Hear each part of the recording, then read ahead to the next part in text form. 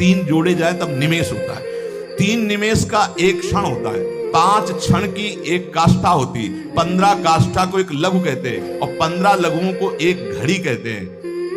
24 minute 2 घड़ियों का एक मुहूर्त होता है।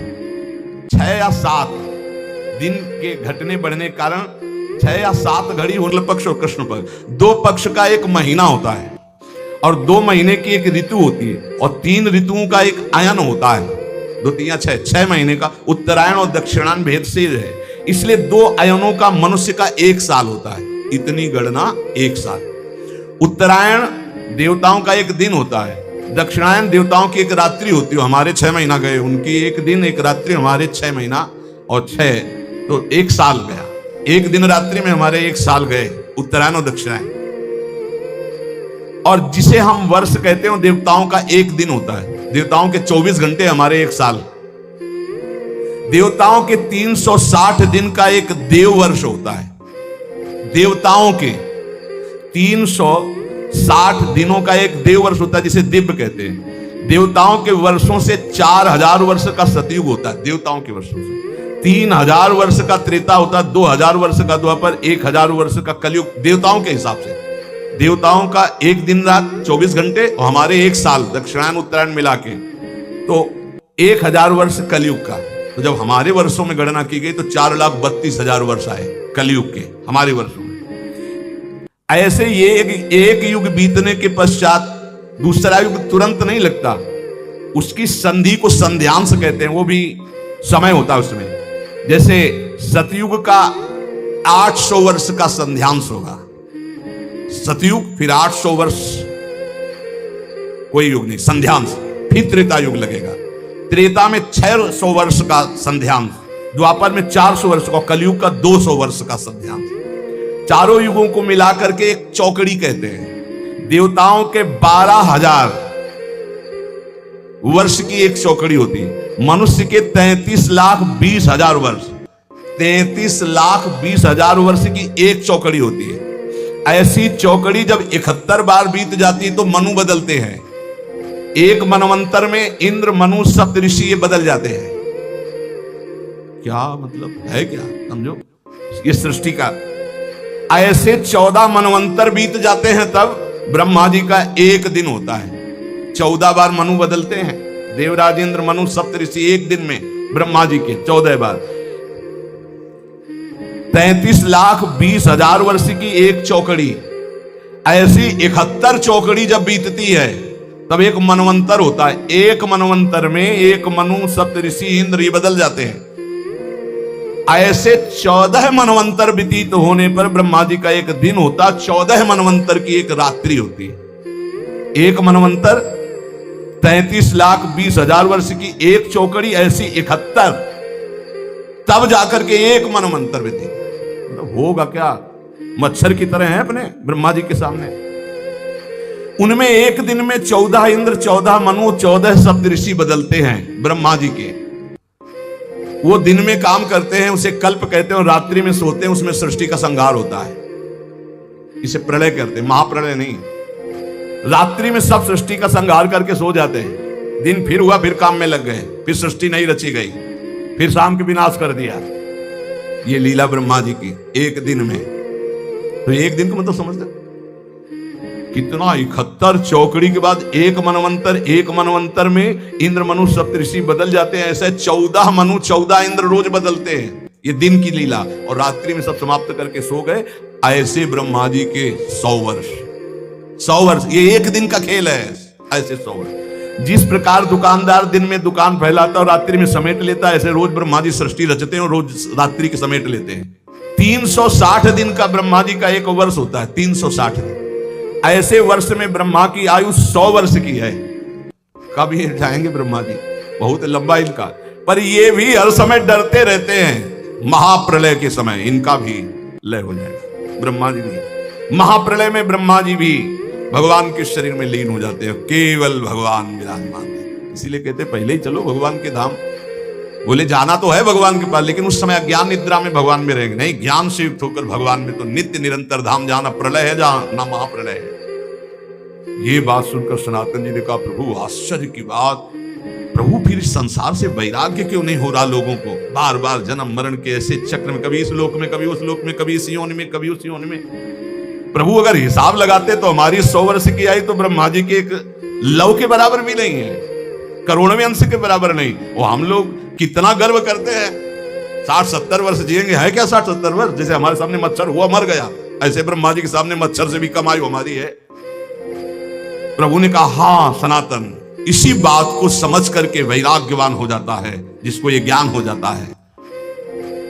प्रभु ने कहा सनातन, ये प्राणी जब समझता नहीं है तो क्षुद्र भोगों को पाकर 10-5 लाख करोड़ बहुत बड़े धनी, अब सोचो पूरी बाजार अनंत ब्रह्मांडों की भगवान की, जिन्होंने ऐसे भगवान को प्राप्त कर लिया, वो धनी की वो धनी मायाकृत। जिस समय सच्चा भजन करोगे तब सच्चा ज्ञान होगा। ये क्यों में उसे समझ में आने वाला नहीं, बहुत बड़े मायाधीश प्रभु है। प्रभु कैसे कोई समझ सकता है? तो कहा हाँ सनातन, कुएं का बेढक समुद्र का अनुमान नहीं लगा सकता। ये भोगों में फंसे हुए लोग भगवान की महिमा को क्या जाने? अरे वैसी माया की कहते हैं भगवान को मानते ही नहीं। भगवान बचावे ऐसे नास्तिक पुरुषों का संग ना हो, नहीं छोटी मोटी जिनकी भक्ति है उनको भी भ्रम हो जाएगा। देखो, जिसे तुम अपना एक दिन कहते हो उसी में लाखों जीव जन्मते और मर जाते हैं। ऐसे ही हम ब्रह्मा जी के एक दिन में कितने करोड़ों बार जन्म लेते हैं, करोड़ों बार मर जाते हैं। देखो, ये ऐसा भगवत रस है कि जब कभी भगवान शिव शुरू कर देते हैं तो जैसे 88,000 समाधि में निकल जाते हैं ना, ऐसे कितने युग निकल जाते हैं, वो चर्चा करते रहते हो, अम्मा सुनती रहते हैं, जगदम्बा सुनती रहती है। इससे बड़ा कोई रस नहीं। अगर भगवत चर्चा हो रही है, बोलो इतनी देर में किसका मन कहाँ गया? ये है भगवान की चर्चा। अगर भगवान की चर्चा हमको बराबर सुनने को मिले तो हमारा मन बहुत जल्दी पवित्र भगवदाकार हो जाए। कुछ सेवाओं के समय है, नहीं तो ऐसा लगता है चले ले तो 11 बजे तक है भगवत चर्चा है, और कितने तो उठने लगेंगे कि थोड़ा लिमिट चर्चा होनी चाहिए। वैसे भगवत चर्चा के समान कोई साधन नहीं भगवत प्राप्ति का। केवल भगवत चर्चा सुनते सुनते कितने ऐसे महाभागवत बन गए जो भगवान को अधीन कर लिया। तो जो चर्चा सुनो, खूब मनन करो, नाम जप करो, और कोई भी उत्सव में उद्दंडता न करना। जैसे होली उत्सव है, आप सबसे प्रार्थना है, आप बड़े भाग्यशाली हो। ये मदिरा, ये नशा, ये बिल्कुल मत करना। एक दूसरे के गुलाल लगाओ, चरण स्पर्श करो, अच्छे अच्छे पदार्थों का भोग लगाओ, पाओ, हो गया उत्सव। इसलिए भाई प्रहलाद के पक्ष के हो आप लोग। होली खेलो कैसे, गुलाल लगाओ, एक दूसरे को चरण स्पर्श करो, नमस्कार करो। हमने गांव में देखा ऐसे गुलाल लगाते हैं, चरण स्पर्श करते हैं, ऐसे अच्छे अच्छे पकवान बनाओ, प्रभु को भोग लगाओ, नाम कीर्तन करो, होली के पद गाओ। कोई भी ऐसी गलती मत करो कि तुम्हारा जीवन भगवत विमुख हो जाए। सबसे प्रार्थना है, आप लोग महाभाग्यशाली हो, धाम में बैठे हो, भगवत चर्चा सुन रहे हो। ऐसी कोई चेष्टा मत करो जो आप सत्संग सुनते सुनते अच्छे विचार वाले बनने वाले हो, एक दिन गंदा आहार कर लिया, सब चौपट हो गया। ये भक्ति का मार्ग बहुत सुकोमल मार्ग है। जैसे कपूर है, उसको बंद करके सुरक्षित रखो तो रखा है, शीतलता प्रदान करेगा, और अगर खुला रख दो तो उड़ जाएगा। अगर तुम अपनी इंद्रियों को खुला कर दोगे, एक गलती कर दोगे तो भक्ति उड़ जाएगी, श्रद्धा उड़ जाएगी। इसलिए सबसे प्रार्थना है, अच्छे आचरण, अच्छा भोजन, अच्छा विचार, अच्छा व्यवहार, खूब नाम जप, तो इस माया प्रपंच से मुक्त होकर भगवान के निज धाम में चले। जो इतने महिमाशाली भगवान, वो हमारे प्राणनाथ है, वो हमारे जीवन धन है, वो हमको बुला रहे हैं, तभी हमें ये संग प्राप्त हुआ है। उपासना, उपास्य देव की समीपता। उपासक, उपास्य देव में भगवदाकार वृत्ति, तभी वो उपासक। वासना, संसार में सत्यत्व भाव करके निरंतर इसी का चिंतन होना संसारी पुरुष का लक्षण है। वो शरीर संबंधी भोग, शरीर संबंधी रिश्ते नाते, इन्हीं के चिंतन और विलास में अपना समय नष्ट करता है। उपासक का लक्षण है एक क्षण भी भगवदाकार वृत्ति से हटकर संसार का चिंतन न होने देना। संसार की तो बात जाने दो, अन्य साधनों में भी रति न होना। अपने आराध्य देव संबंधी उपासना के जो अंग हैं, नाम जप, नाम कीर्तन, वाणी गायन, वाणी श्रवण, श्रीअंग सेवा, समाज की भगवत भाव से सेवा, लीला चिंतन, ये हमारी उपासना का स्वरूप है। इसी से हमें भावदेह की प्राप्ति होती है। जब अभ्यास के द्वारा इन भक्ति के प्रेम लक्षणा, भक्ति का जो विशेष स्वरूप है उज्जवल प्रेम रस, इसी से प्राप्त होता है। जो उपासक अन्य साधनाओं की तरफ वृत्ति ले जाता है, राई के सम चलत ही होत और की ओर। थोड़ा राई बहुत छोटा दाना होता है, अगर थोड़ा भी साधन में मिलावट हो जाए तो उपासना के उपास्य देव के रस में बाधा खड़ी हो जाएगी। ये उपासक बहुत ध्यान से समझ ले। अपनी उपासना जो गुरुदेव के द्वारा प्राप्त हुई है, राई भर भी यदि कोई मिलावट हो गई तो उपासना बाधित हो जाएगी। अब या में मिलौनी मिले न कछु, जब खेलत रास सदा बन में। यदि वृंदावन का आश्रय है, वास है, उपासना है, तो या में मिलौनी मिले न कछु, इसमें मिलौनी नहीं मिलनी चाहिए। अन्य कोई साधन पथ का अनुसरण करना, अपने उपास्य देव से विमुख हो जाना है।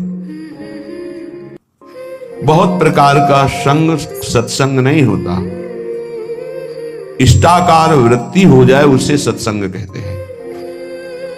तो इष्ट मिले और मन मिले, मिले भजन रस रीति, तहां निशंक है मिलिए तासों की जय प्रीति। यदि इष्ट नहीं मिल रहा और मन का तात्पर्य है, यदि वो चरित्रहीन है, मनमानी आचरण करता है, तो इष्ट गुरु से विमुख है। हमारा मन नहीं मिलना चाहिए, ऐसे जनों से नहीं मिलना चाहिए। यद्यपि परम स्नेही, चाहे वो कितना प्रिय संबंधी, रिश्तेदार, नातेदार, मित्र कोई भी हो, जाके प्रिय न राम वैदे ही तजिए ताहि कोटि बैरिशम, लाखों बार सुना है, पर क्या आचरण में है?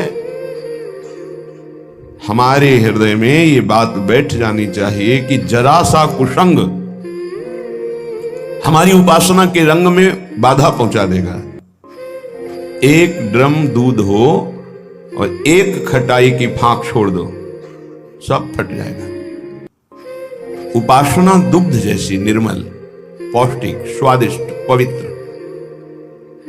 स्वरूप बोध कराने वाली, जरा सा कुसंग हो जाए हट जाएगी, उपासना की वृत्ति हट जाएगी, जो भाव का स्वरूप बन रहा था वो फट जाएगा।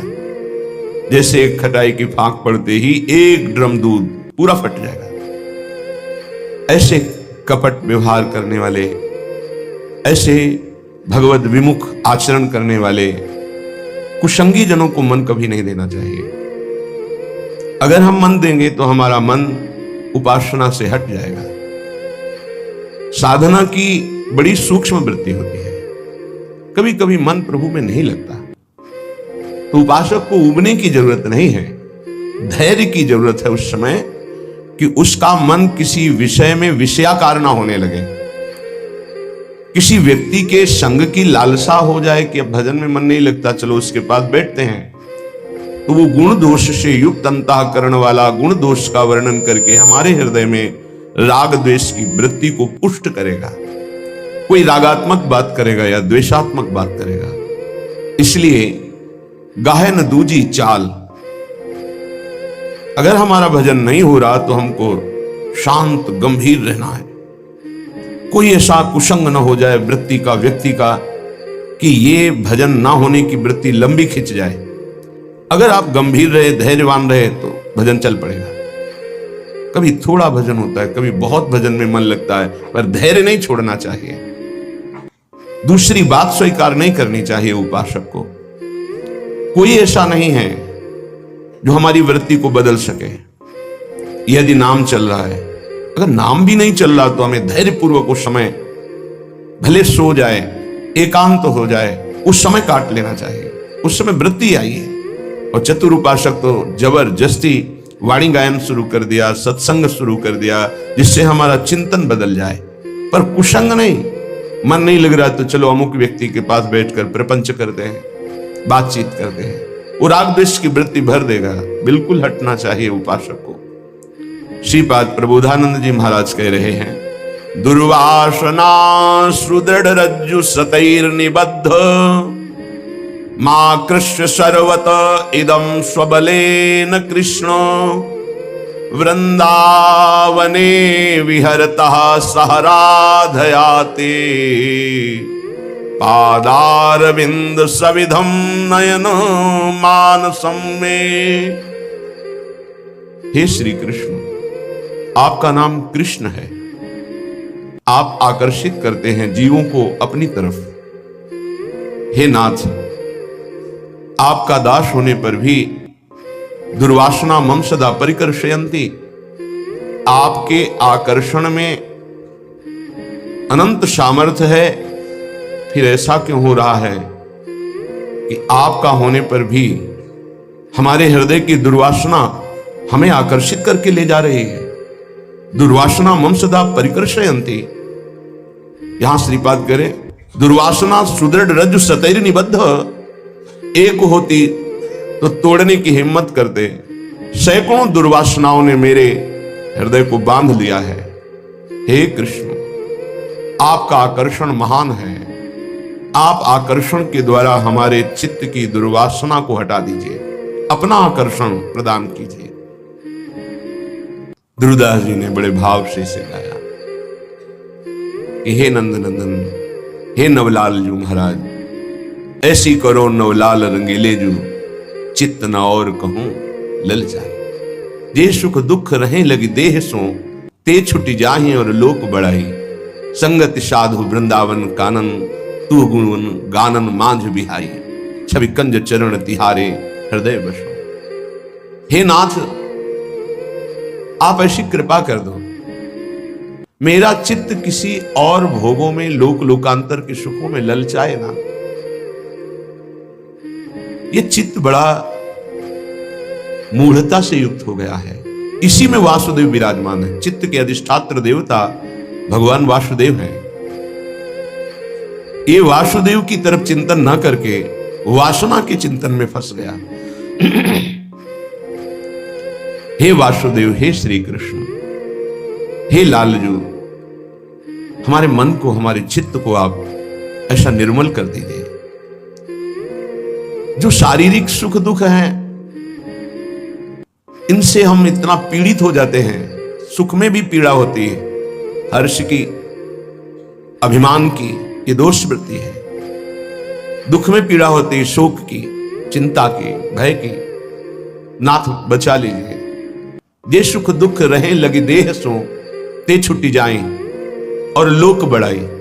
प्रभु, ये देह सुख की चाह, ये देह दुख की डूबने की वृत्ति, इसी में तन्मय होकर डूबने लगते हैं। छुटवा दो नाथ, शारीरिक सुख दुख से निवृत्त कर दो प्रभु, और छूट जाए ये लोक बढ़ाई, ये लोक बढ़ाई छूट जाए।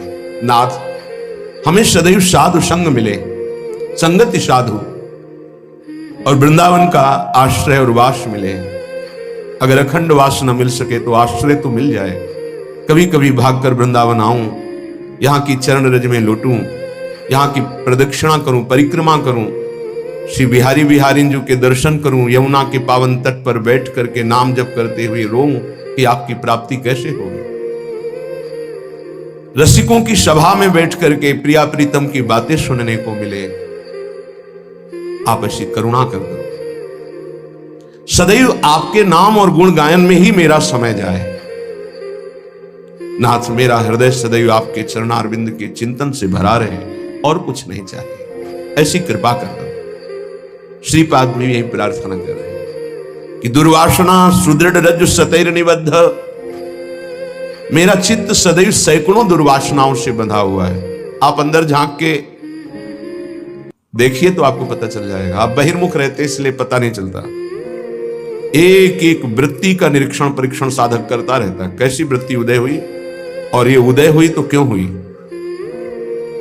ये टिक रही है तो क्यों टिक रही है, इसका नाश कैसे होगा, कैसे सतवृत्ति आएगी।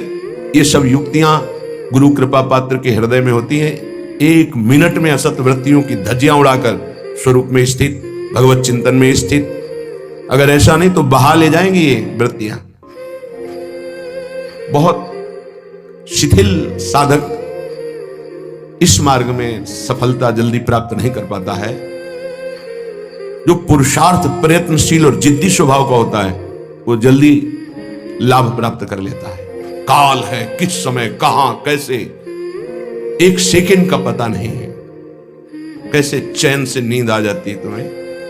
ये जो दुर्वासना के नाश की कृपा है, ये आपकी दिनचर्या है, ये सैकड़ों दुर्वासनाओं को भस्म कर देगी। तुमने खिलवाड़ समझ रखा है। चाहे गृहस्थ हो या विरक्त हो, तुम्हें जो दिनचर्या मिली है, ये दुर्वासनाओं का नाश करने के लिए श्री कृष्ण ने कृपा करके दी है गुरुजनों के द्वारा। इसको खिलवाड़ न समझो। प्रभु का प्रिय, गुरु का प्रिय वही होता है जो दिनचर्या में मिनट भर विलंब नहीं करता। ये गुरु कृपा है कि आपको डांट लगती है, आपको वचन सुनने को मिलते हैं, आप उसको स्वीकार कीजिए। ये मन की, ये दुर्वासना की वृत्ति को हटाइए। सुविधा भोगी बनने वाला कभी सच्चिदानंद का साक्षात्कार नहीं कर सकता। जानबूझ करके सुविधाओं का त्याग होता है, सुविधाओं में रहते हुए, और परमात्मा प्राप्ति की विकलता प्रकट की जाती है। समझ में नहीं आता। राग द्वेष की वृत्तियां, शरीर विलासिता की वृत्तियां, खाने पीने की वृत्तियां, सुख भोगने की वृत्तियां कितने दिन चलेंगी? मरना है, मरोगे। इस शरीर नाशवान, आज नहीं तो कल मरोगे। प्रार्थना मान लीजिए। तपलोक और महालोक, जनलोक में सब सिद्धजन निवास कर रहे हैं, जो सृष्टि में प्रकट होते हैं और सृष्टि के बाद लय होते हैं। उनको एक बात का दुख पाया गया, संतों को, कि इस महान मानव देह में आकर के भी तुम भगवत प्राप्ति से वंचित हो। तुम्हें नींद कैसी ऐसी आ जाती है कि तुम्हारा भजन, तुम्हारी दिनचर्या, तुम्हारा साधन पथ रुक रहा है और तुम्हें चैन से सोना आ रहा है। तुम उपासक हो।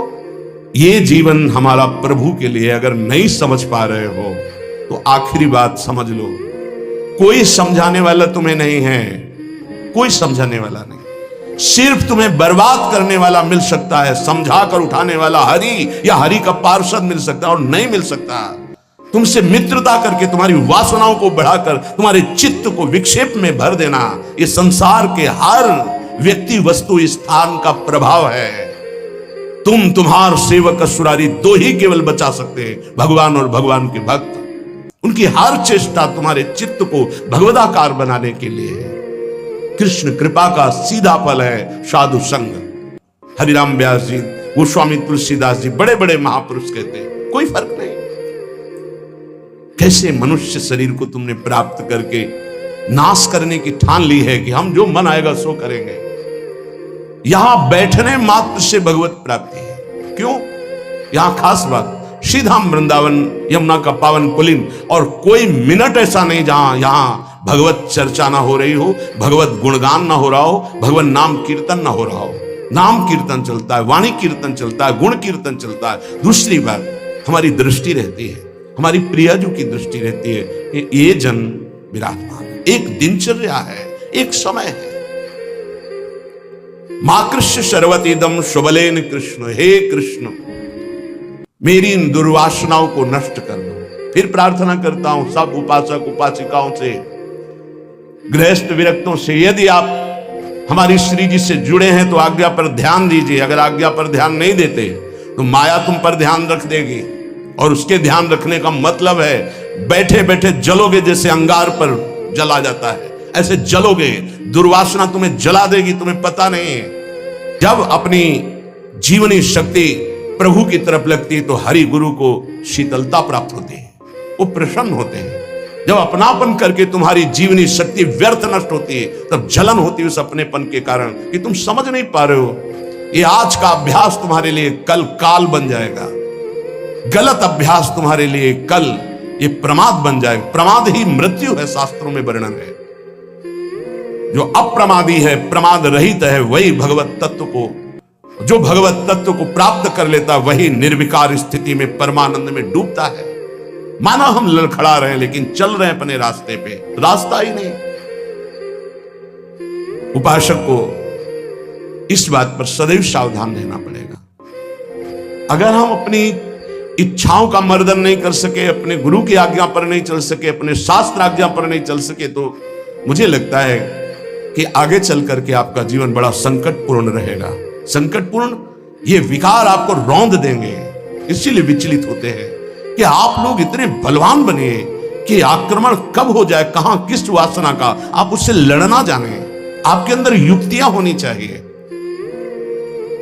आप हमारे भगवत पार्षद हैं, श्री जी के जन हैं, आपके अंदर युक्ति होनी चाहिए। गुरु की प्रकट उपस्थिति में युक्तियों की, कलाओं की आपके अंदर वृत्तियां जानी चाहिए कि कभी किसी विकार का आक्रमण हो तो कैसे बचा जाता है, कैसे हमारे को इस माया पर विजय प्राप्त करना है, कैसे विषम परिस्थितियों में अपने चित्त को डूबने ना पाए बचाया जाए। यह संतों से सीखा जाता है। कैसी पार्थिव दृष्टि है कि शरीर सुख के लिए सोना, जागना, खाना, पीना, बस यही हम सुख मानते हैं। नहीं भाई, ये सुख तो बहुत जन्म भोग लिए। इस जन्म में एक नियत समय रखिए, एक अल्पाहार की सीमा रखिए, एक भोजन का समय रखिए, एक अपनी दिनचर्या का समय होना चाहिए। ये नहीं आज मनाया 2 बजे पा लिया, फिर मनाया 5 बजे पा लिया, मनाया 3 बजे से 8 बजे रात्रि तक सो रहे, 8 बजे से 4 बजे तक जग रहे। ऐसी दिनचर्या नहीं होती, कभी ऐसी नहीं। दिन बाई चांस कभी कोई सेवा में समय लग गया हो, बात अलग है, ऐसी दिनचर्या नहीं होती। पक्का मानिए, आपका हित इसी में है कि जो दिनचर्या दी जाए उसका पालन कीजिए। हमारा सत्संग तभी लाभ देगा आपको, हमारा एकांतिक वचन तभी लाभ देगा आपको जब हमारी आप आज्ञा पर चलेंगे। जैसी दिनचर्या बना दी है, ये दिनचर्या जानते हो, बड़े बड़े सिद्ध महापुरुष इसी से हुए, दिनचर्या से। 1 मिनट का अंतराय कभी जीवन में नहीं पड़ने दिया अपनी दिनचर्या। वही परिपक्व अवस्था। 12 वर्ष एक दिनचर्या कर लीजिए, आप देखिए आपका क्या स्वभाव बनता है। यहाँ 20-20 वर्ष, 25-25 वर्ष व्यतीत हो जा रहे, कोई दिव्यता नहीं आ रही। कारण क्या है? खो रहे हैं जीवन को, खो रहे हैं। बिल्कुल कई बार हम चिल्ला चिल्ला कर कहते हैं कि आप समझिए, ये जो दिनचर्या है ये भगवान का स्वरूप है। जो गुरु प्रदत्त दिनचर्या है वही तुम्हें ब्रह्मबोध कराएगी, वही भगवत प्रेम कराएगी। नहीं, ये वासना बहुत बलवान है, पता नहीं चलता कि हम निर्वासनिक हो गए कि वासना युक्त है। एक योगी जी आए थे महान, वो अभी गए हैं तप के लिए।